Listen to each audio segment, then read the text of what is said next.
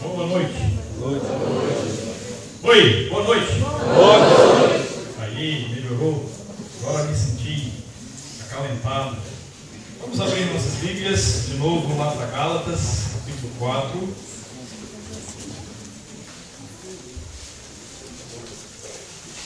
Gálatas, capítulo 4, nosso texto básico. Às vezes eu falo para os irmãos quando eu estou visitando, pregando em outras igrejas, na minha mesmo. O ruim de ser pastor-professor é que às vezes o professor entra em cena, aí começa a perguntar para o povo que pregou na mensagem anterior. Né? Às vezes a gente fica bem empolgado, bem animado, porque o povo lembrou de tudo. Outras vezes a gente sai bem frustrado, porque parece que não cumpriu bem a missão. Mas eu vou de novo dar minha cara a tapa e tentar ver se vocês lembram pelo menos um pouquinho daquilo que a gente falou ontem e também daquilo que o pastor Velco falou hoje de manhã. Tá bom? Primeiramente, vamos pensar aqui qual era o objetivo de Paulo ao escrever a carta aos Gálatas. Perdão, fala. Agora eu não sei se é caso. Salvação pela fé. Bem, qual era o problema? O que estava acontecendo? Havia judaizantes. Fala mais. Estavam querendo fazer o trabalho na hora do Cristo da fé, exigir também que Vocês ouviram? Mas a nota é 10. Tá? Então, havia um grupo de judeus, né, que estavam acrescentando ao Evangelho da graça, da justificação pela fé em Cristo Jesus, as práticas da lei de Moisés. Tá? A circuncisão, a observância de todos os mandamentos aí, como meio de realmente confirmar a sua salvação. Ok? Então, isso veio como uma onda arrasando, né, as igrejas na Galácia. E vocês lembram quais eram algumas cidades as quais o apóstolo Paulo passou pregando na Galácia? Eu apenas citei. Se você não lembrar, eu não vou ficar tão triste não, porque eu só citei uma vez, né? Então seria pedir demais. Mas eu tenho certeza que se alguém começar, o resto em coro vai dizer.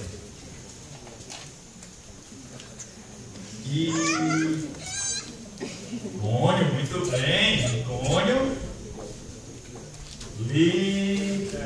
Listra, Derbe e, para tirar 10, Antioquia. Muito bem. Tá certo? Excelente. Perfeito. Tá?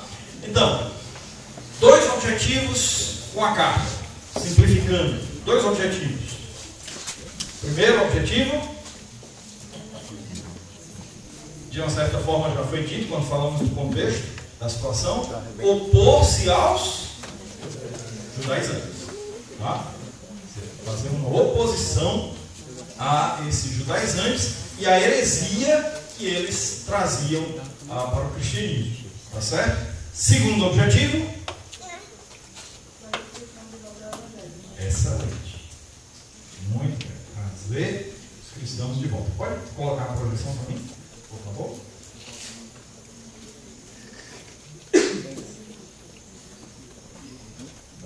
Está bem aí na área de trabalho.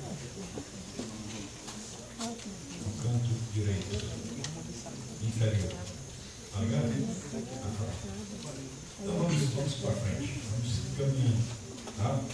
Vamos para o texto, então, que nós vamos considerar hoje à noite. Lembrando, qual é a nossa tese central? O que é que nós estamos trabalhando? Ok. Cristo marcou a nossa história definitivamente. Tá? Cristo marcou nossa história de modo definitivo. Falamos que quando mencionávamos a divisão da carta do apóstolo Paulo, falamos que ele apresentou 5 argumentos, mas eu não citei os 5, por isso não vou cobrar de vocês. Matéria dada é matéria estudada, mas eu não dei essa matéria, então não vou cobrar. Tá? Então falamos, pode passar, a gente já andou um pouquinho. Aí só a revisão que a gente falou, ok, esse ponto aí. Então trazer de volta ao Evangelho da Graça por meio de 5 argumentos.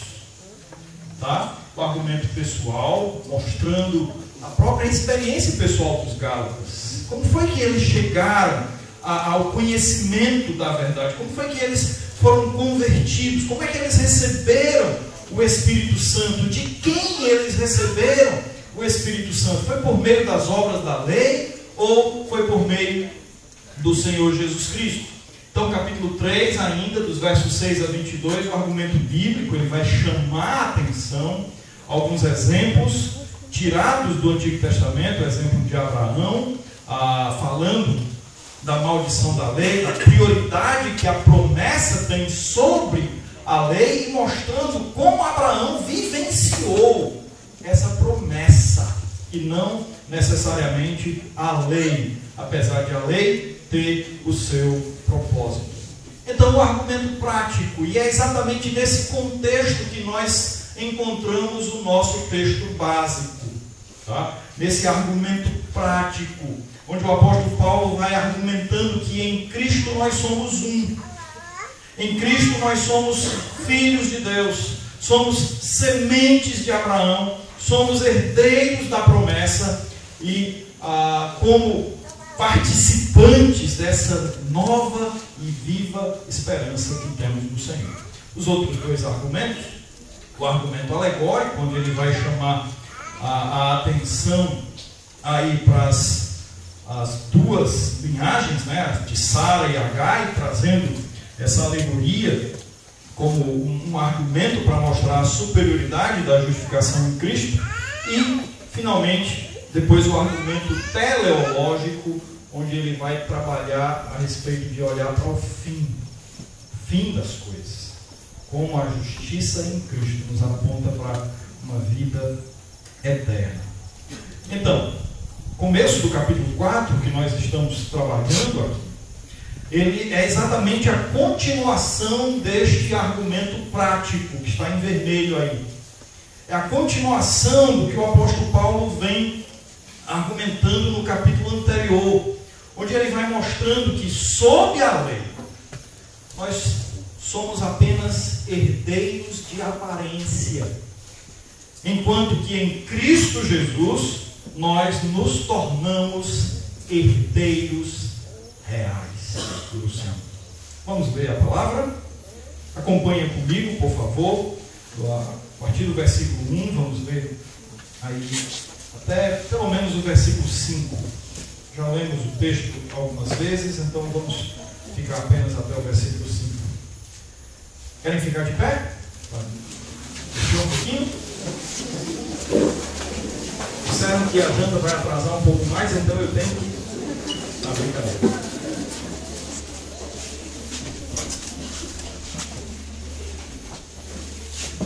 Digo, pois, que durante o tempo em que o herdeiro é menor, em nada difere de escravo, posto que ele é senhor de tudo, mas está sob tutores e curadores até ao tempo pré-determinado pelo Pai.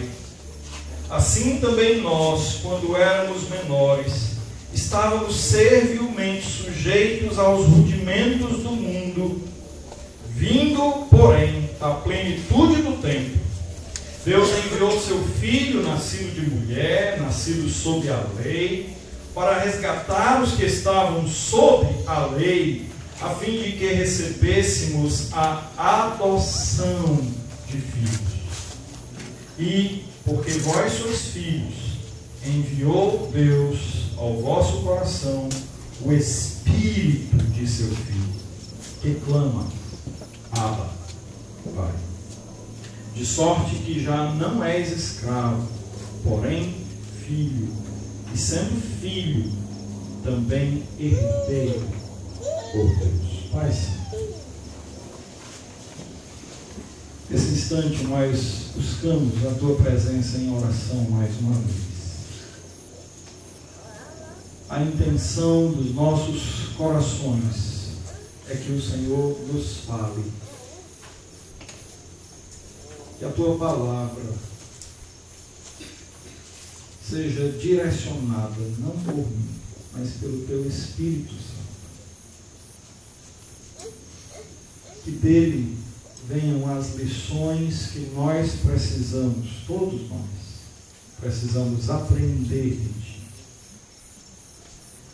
Que Ele desafie nossos corações e as nossas vidas.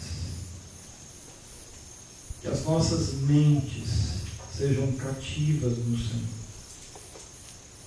Que a Tua palavra seja a cumpridora do propósito do Senhor para a nossa vida.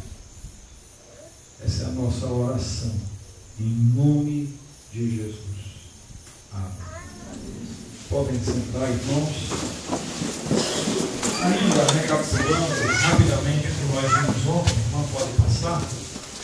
Falamos da nossa tese central, que Cristo marcou nossa história definitivamente, primeiro por substituição. Vimos isso. Ele se fez homem, ele nascido de mulher, fez-se homem para que nós pudéssemos ser filhos de Deus. Ele se tornou filho do homem para que nós nos tornássemos filhos de Deus. Ele se submeteu à lei para que nós pudéssemos ser livres da lei. Tá? Hoje eu gostaria de trabalhar então na nossa tese número 2, pode passar. Cristo marcou nossa história ao adotar-nos. Se você observar comigo, logo no começo de capítulo 4, você vai perceber que há uma ideia em construção. Que para você entender bem essa ideia que o apóstolo Paulo vai construindo, você precisa dar uma olhada no contexto do capítulo 3. Note que ele vem dizendo que durante o tempo em que o herdeiro é menor, de nada difere do escravo. Aí ele vai falando que o sujeito pequeno, o sujeito infante, a criança, ela em nada difere daquele que cuida dela em relação a conceito de autoridade, em relação a conceito de direitos. Apesar de herdeiro, ela não pode fazer uso de sua herança.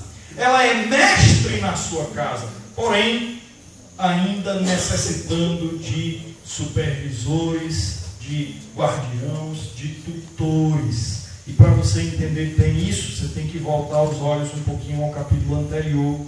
E a partir do versículo 23, onde o apóstolo Paulo vai começando esse argumento prático, ele vai dizendo, olha, antes que viesse a fé, estávamos sob a tutela da lei, e nela encerrados, para essa fé que, de futuro, haveria de revelar-se.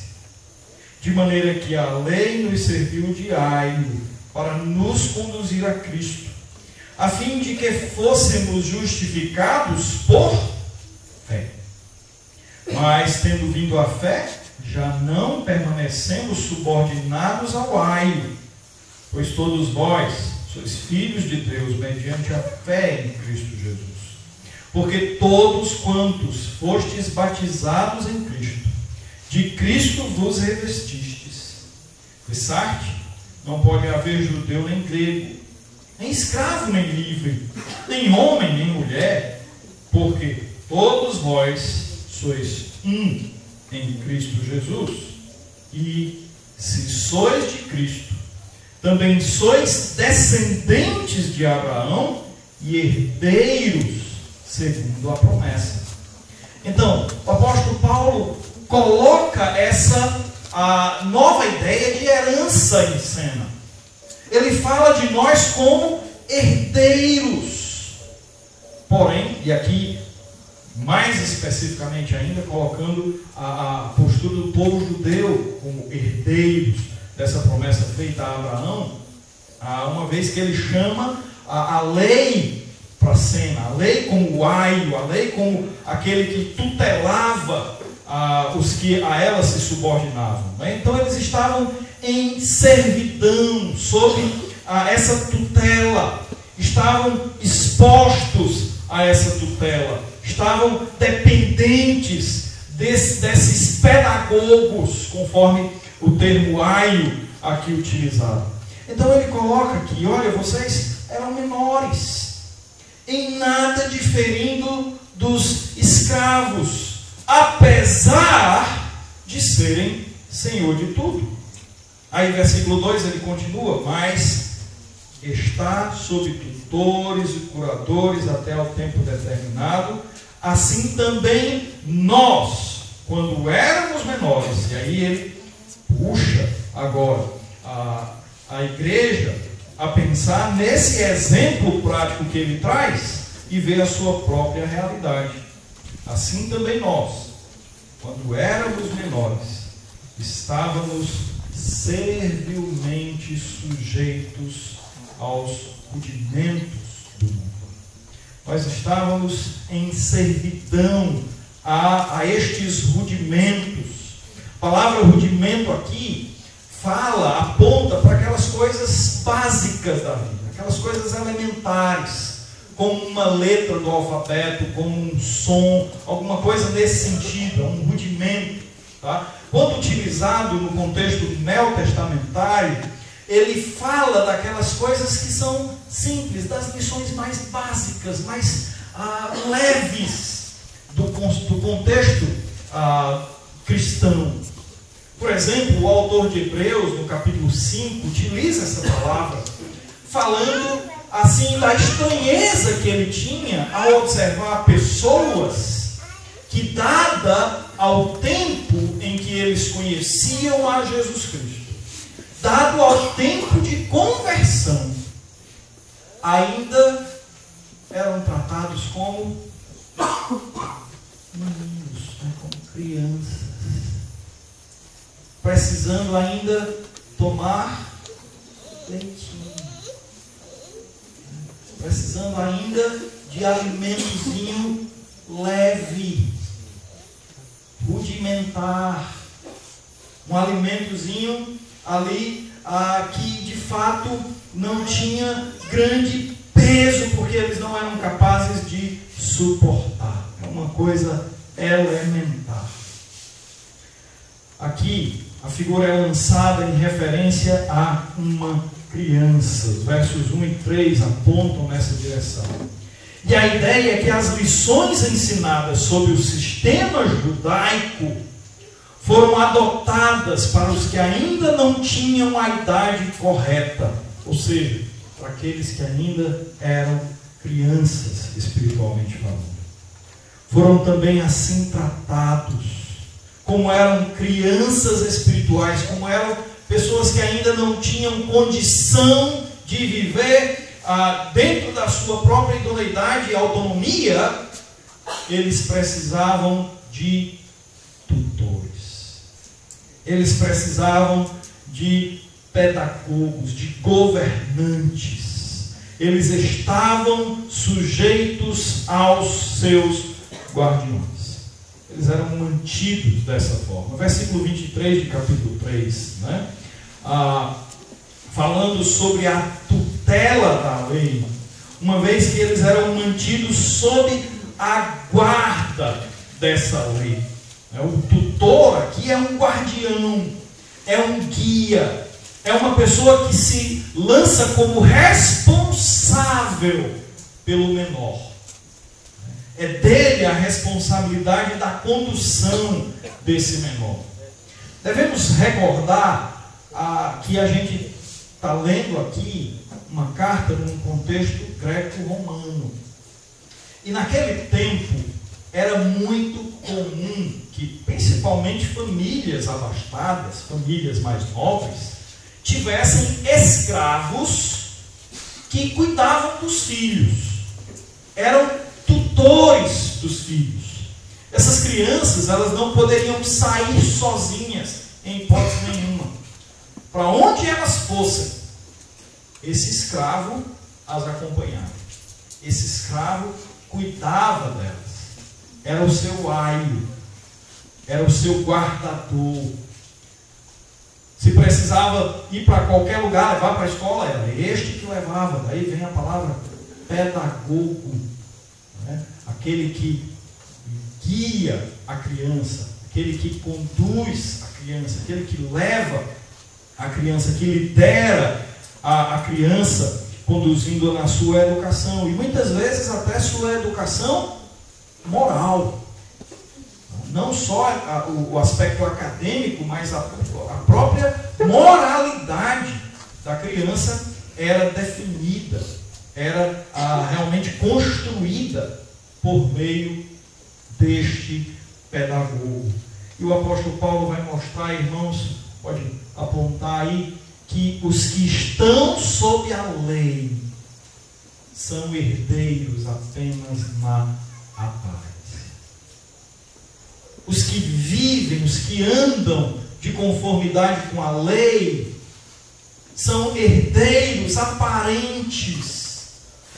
Eles olham para si mesmos e se acham como sendo os donos da casa. Afinal de contas, eles estão debaixo de um regime que olha para si mesmo, volta-se a si mesmo, arroga-se a si mesmo o direito de ser e fazer, por serem cumpridores de um aspecto legal, por serem cumpridores da lei, mal reconhecendo que a lei ela apontava na direção de algo superior. Ela direcionava, ela conduzia, como esse pedagogo que pega a criança, não é? Que vai até lá, com licença aqui, vai, pega a criança e sai andando com ele, vai conduzindo até que não quebra nada, até que chega em algo superior e o coloca lá. E o direciona lá. Obrigado, você foi uma contribuição fantástica aí, né? Mas é para isso que a lei faz, né? A lei, ela não era suficiente, porque a lei, ela estava limitada a um escopo. É dito, e muitas vezes a gente escuta isso quando pensa na aplicabilidade da questão do decálogo, que se alguém cumpre os 10 mandamentos, seria salvo. Há uma questão aqui. Primeiro, uma questão prática. Ninguém cumpre. Ninguém cumpre a lei de forma absoluta. Ninguém cumpre a lei no seu aspecto mais profundo. De uma certa forma, eu falei um pouco desse aspecto ontem, lá na conclusão da mensagem. Não vou perguntar para você, mas vou repetir para você inculcar isso, sedimentar isso na sua cabeça.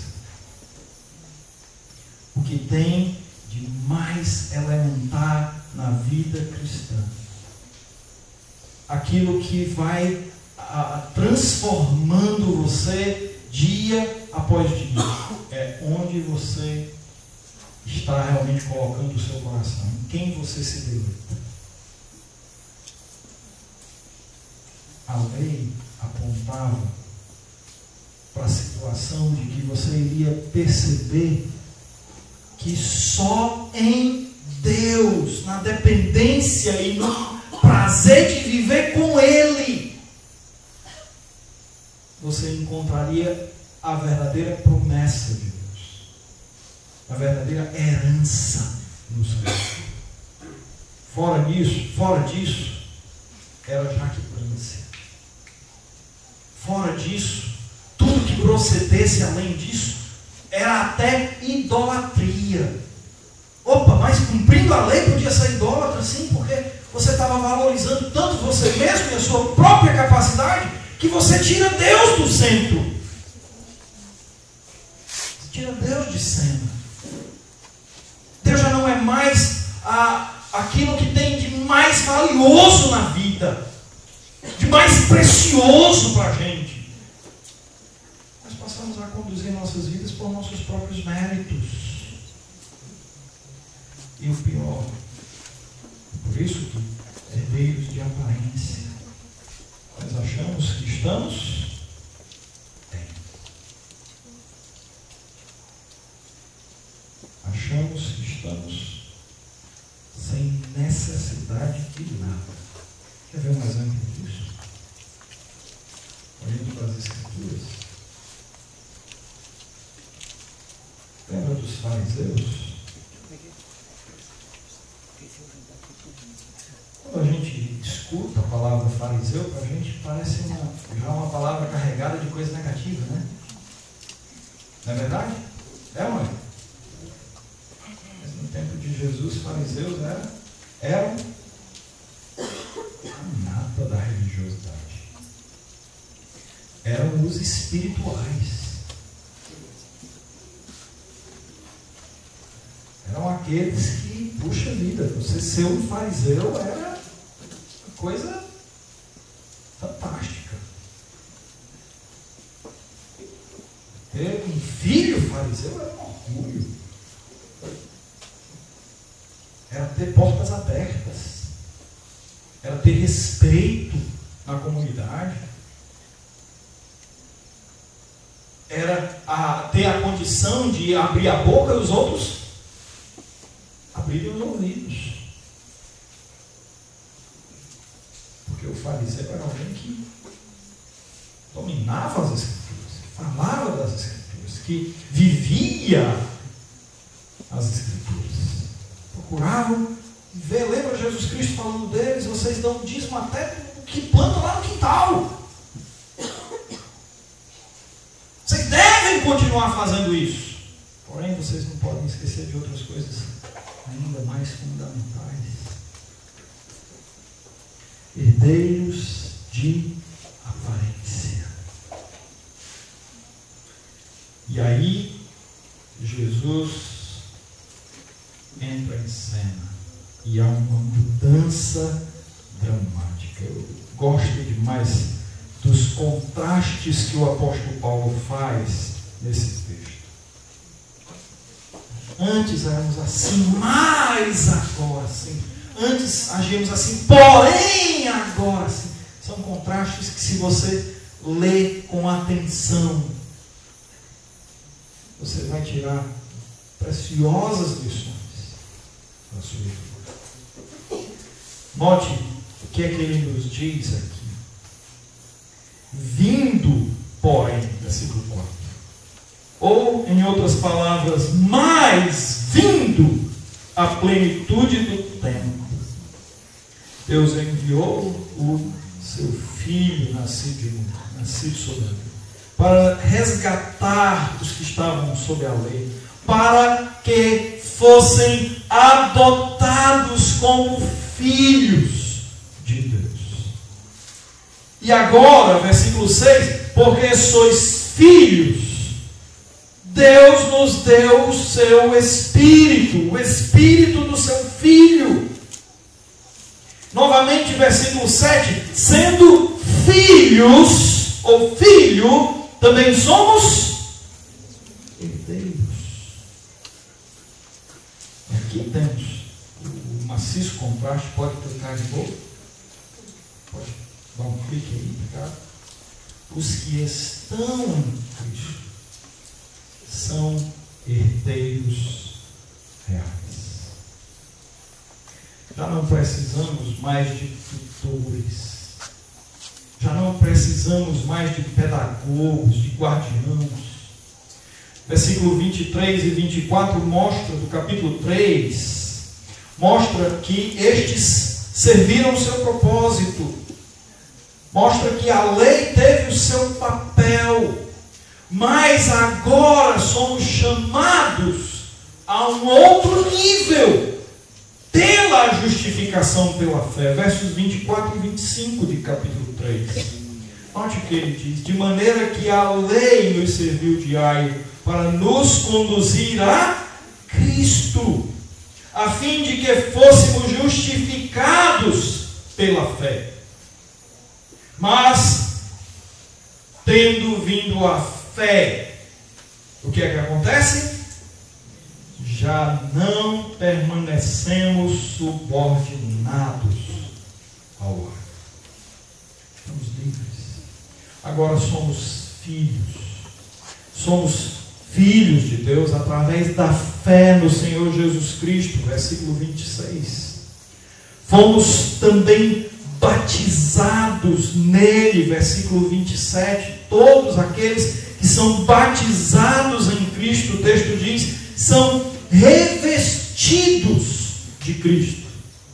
E aqui, irmãos, não é aquela ideia de que nós passamos a ser imitadores externos de Jesus Cristo. Não.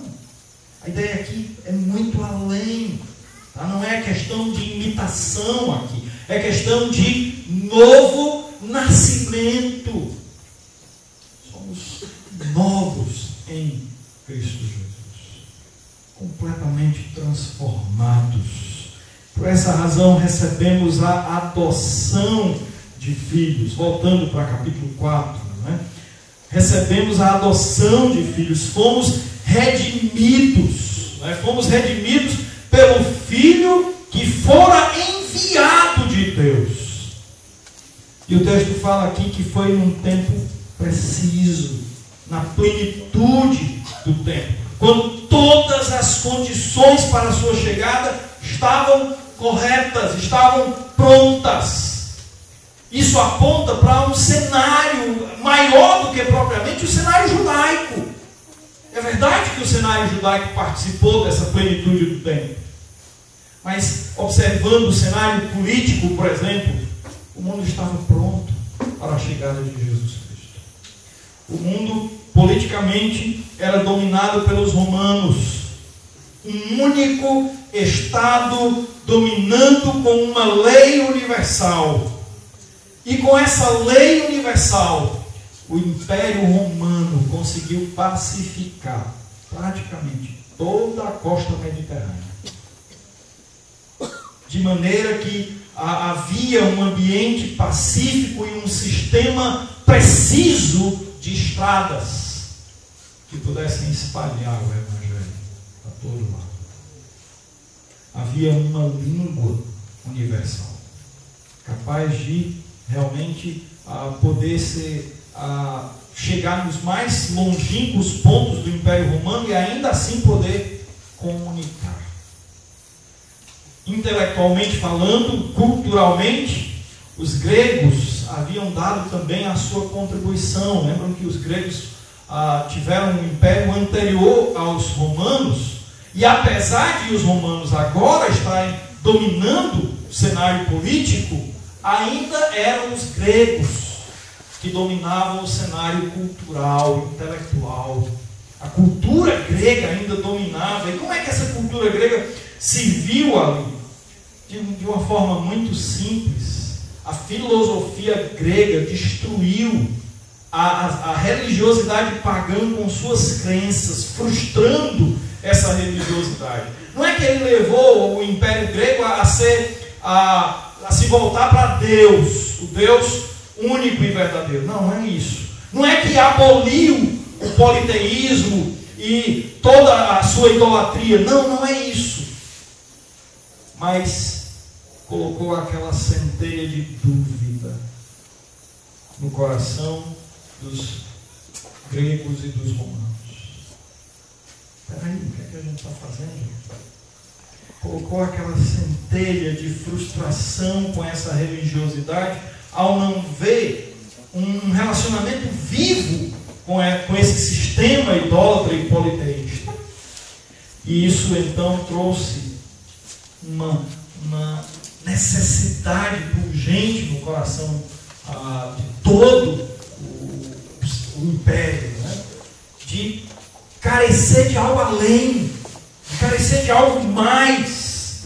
E religiosamente os judeus entraram em cena contribuindo com a esperança messiânica, mostrando que haveria de vir um redentor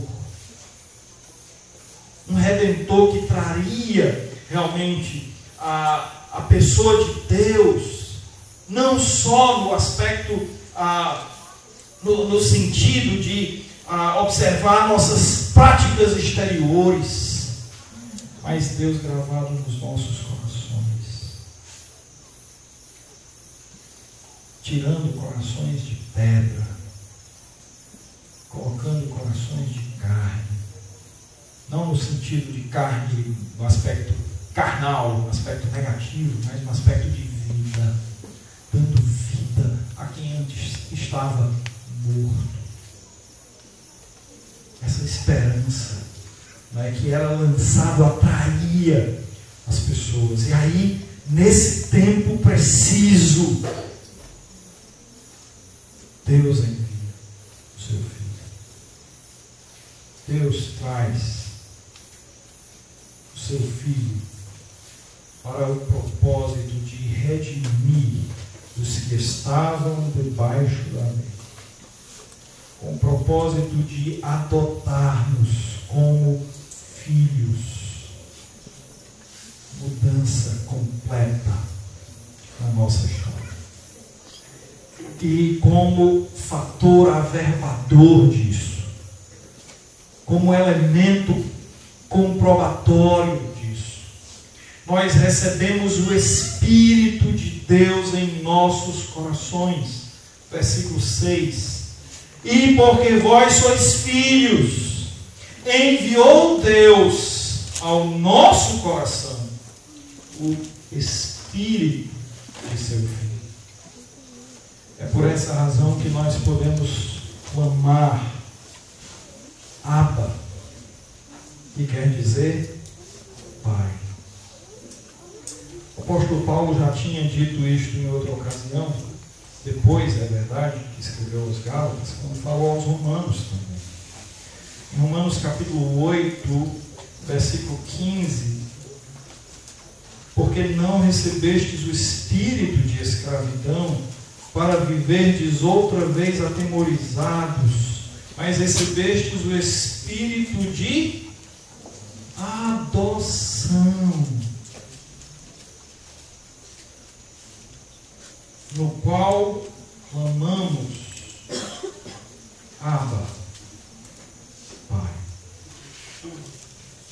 Ele, o Santo Espírito, dá testemunho de que nós somos verdadeiramente filhos de Deus. Somos herdeiros de Deus.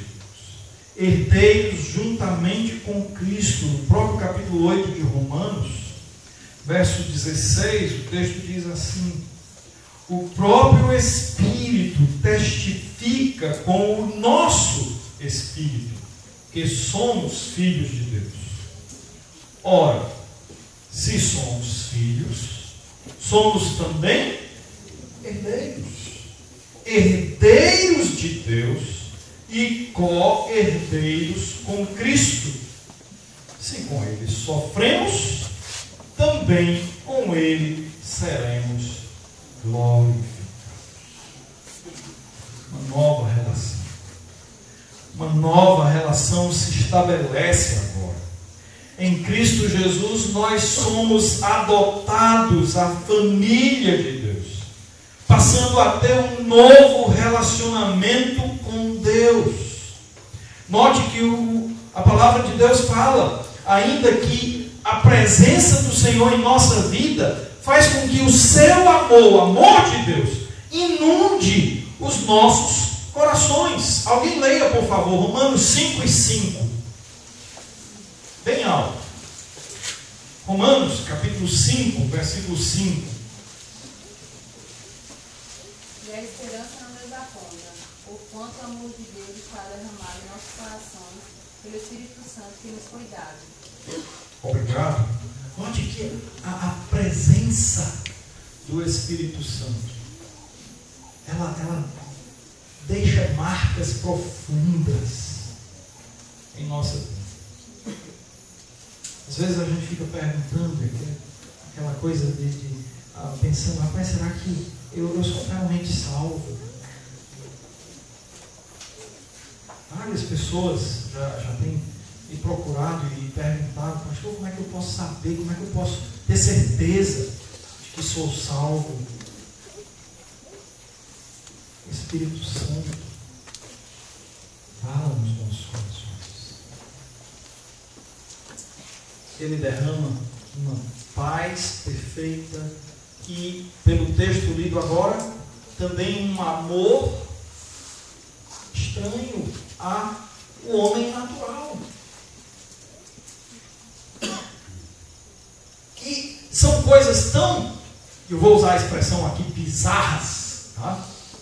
Ao cenário do homem natural, que é impossível passar despercebido. Sua presença é notória.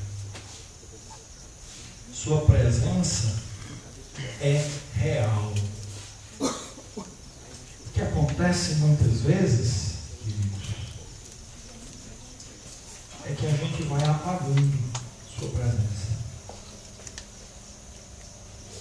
É que a gente vai impedindo o seu agir transformador, renovador, regenerador. Como?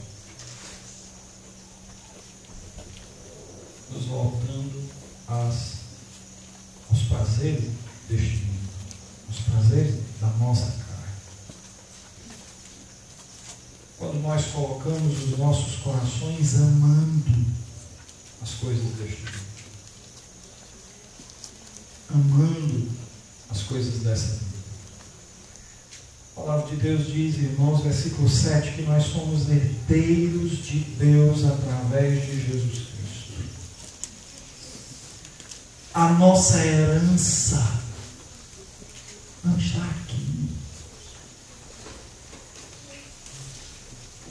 Nossa herança não tem nada a ver com as coisas deste mundo. Nossa herança está guardada com o Senhor. Amém? Amém. Você crê nisso? Nossa herança está guardada com aquele que é poderoso para guardar o meu tesouro até o dia final. Nossa herança está lá.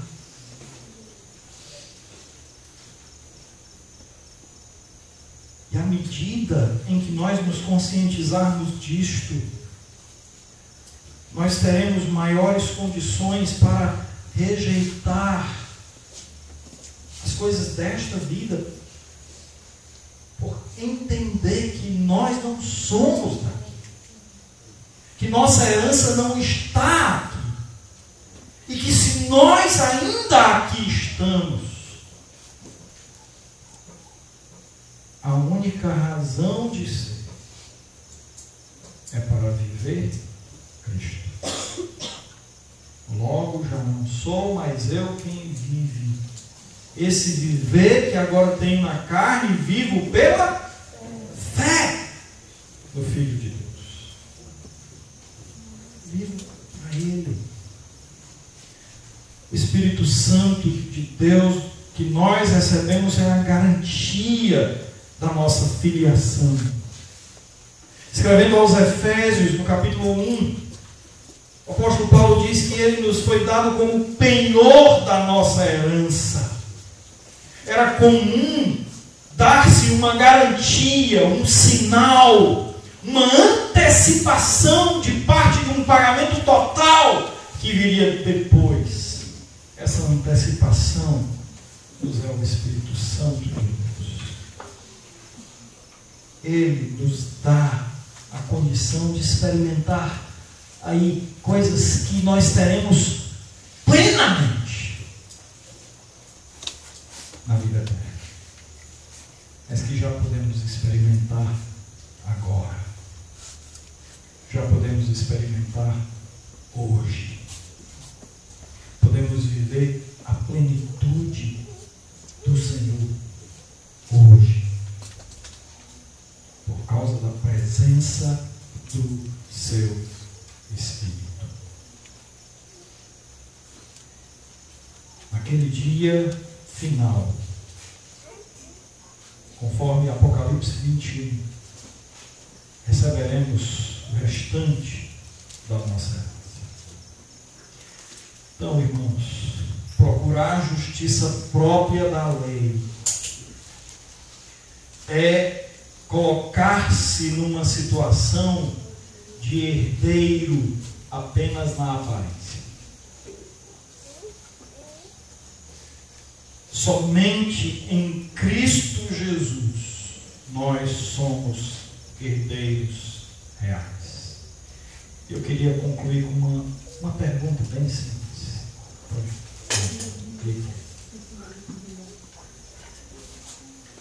De quem é que nós somos filhos?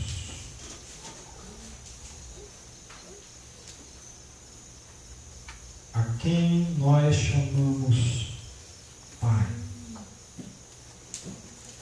Somos de fato filhos de Deus pela fé em Cristo Jesus? Como é que você responde a você mesmo essa indagação? Você é de fato filho de Deus? Se essa resposta é afirmativa, uma outra pergunta é: você tem vivido como filho de Deus? Temos nós vivido como filhos de Deus?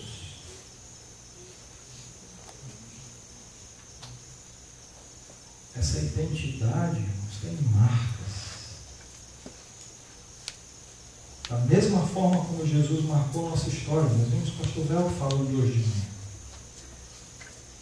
Nossa vida aqui marca as outras pessoas. A presença do Espírito Santo em nossa vida não passa despercebido. Onde o Espírito Santo está, onde ele domina, onde ele controla, há marcas. Você consegue ver essas marcas na sua vida? Amor, paz, benignidade, bondade, mansidão, domínio próprio. Você consegue ver?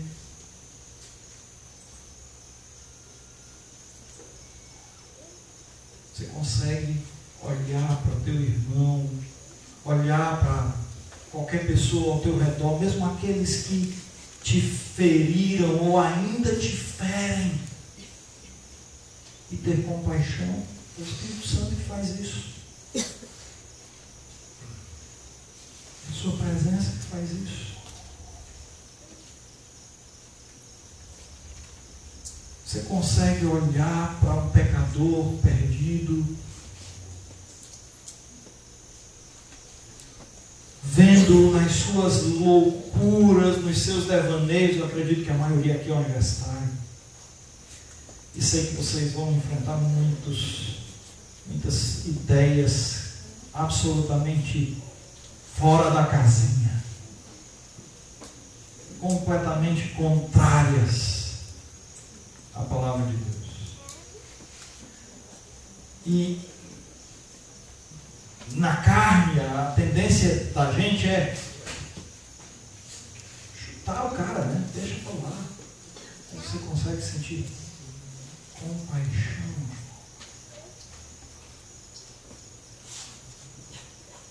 Ver a cegueira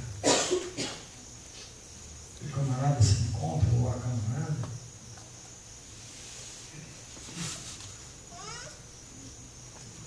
O Espírito Santo de Deus nos leva a clamar pelo nosso Pai. Baixa a tua cabeça.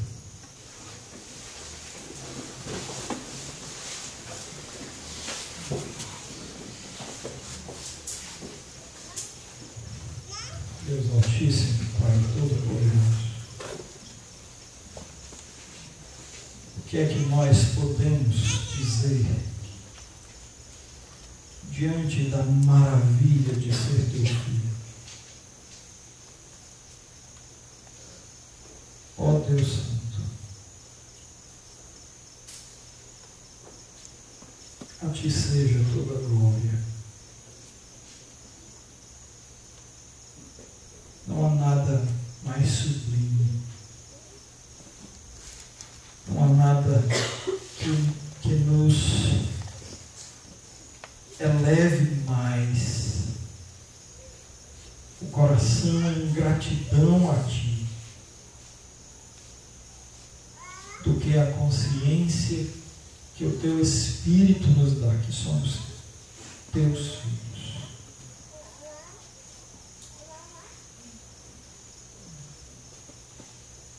Pai querido, que o Senhor, como Pai amoroso que és, que o Senhor guie os nossos corações, guie as nossas mentes, que o Senhor nos ajude a colocar a nossa vontade subordinadas ao Teu querer como Pai nosso. Por entender, Senhor Deus, que o Teu querer é bom, é perfeito, é agradável. Não nos permita andar de acordo com os pensamentos e os valores deste mundo, mas conduzindo os nossos corações em Cristo Jesus.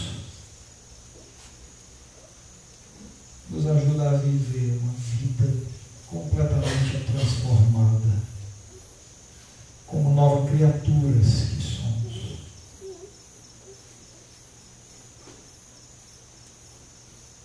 Nós te agradecemos em nome de Jesus. Amém. Amém. Ciro, você também.